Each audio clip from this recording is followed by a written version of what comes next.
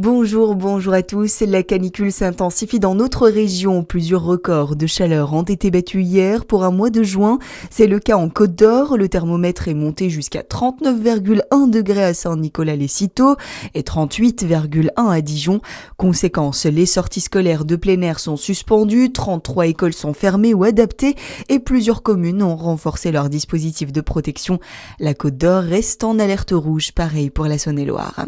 La chaleur qui bat des records dans le Doubs également. À Arc-et-Senans, le thermomètre a atteint 38,2 degrés hier.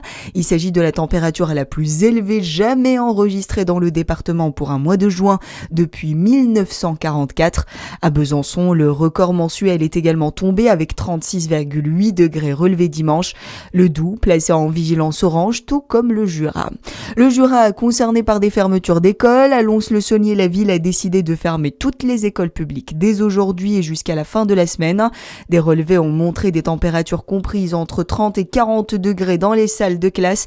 La municipalité estime que les conditions de sécurité ne sont plus réunies pour accueillir les élèves. Seule l'école Bernard Clavel équipée de la climatisation restera ouverte. Hier, 1352 écoles et collèges étaient fermés dans le pays. Plus de 4000 autres ont aménagé leurs horaires selon le ministère de l'Éducation nationale. Vous l'avez compris, l'actualité phare du jour et sûrement de la semaine, c'est la chaleur. Hormis cela, l'inquiétude qui grandit dans la presse régionale. Le groupe EBRA a confirmé un plan de départ volontaire hier.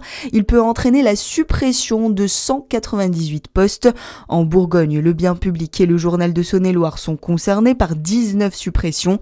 Les syndicats dénoncent une dégradation des conditions de travail et s'inquiètent de l'automatisation de certaines missions. Les négociations débuteront en septembre. Dans le reste de l'actualité, mission accomplie pour les Bleus. L'équipe de France de foot domine l'Irak 3-0 à Philadelphie pour son deuxième match de poule dans la Coupe du Monde. Les tricolores sont officiellement qualifiés pour les 16e de finale. Le capitaine Kylian Mbappé a inscrit un nouveau doublé. Le ballon d'or, Ousmane Dembélé a marqué le 3e but. Une rencontre marquée par une interruption de 2 heures et l'évacuation du stade à la mi-temps à cause des orages. Et malgré cette soirée très particulière, la mission est accomplie pour le capitaine Kylian Mbappé. On a fait du bon travail. C'était une très longue journée pour nous. Mais on est toujours concentré sur l'objectif. Je pense que le match d'aujourd'hui, c'est une preuve qu'il peut y avoir tempête, il peut y avoir 3 heures d'attente, mais on est toujours concentré sur notre objectif. Bien sûr qu'il y a toujours des choses à améliorer, mais je pense qu'on est sur le bon chemin. On va bien récupérer et on va se concentrer déjà sur le match de la Norvège. Le 3e rendez-vous de cette phase de poule pour l'équipe de France face à la Norvège, ce sera vendredi soir à 21h, match qui décidera du classement des Bleus. La Norvège, elle, a battu le Sénégal 3-2 cette nuit et validé également son billet pour les 16e de finale. À suivre votre météo sur Fréquence Plus.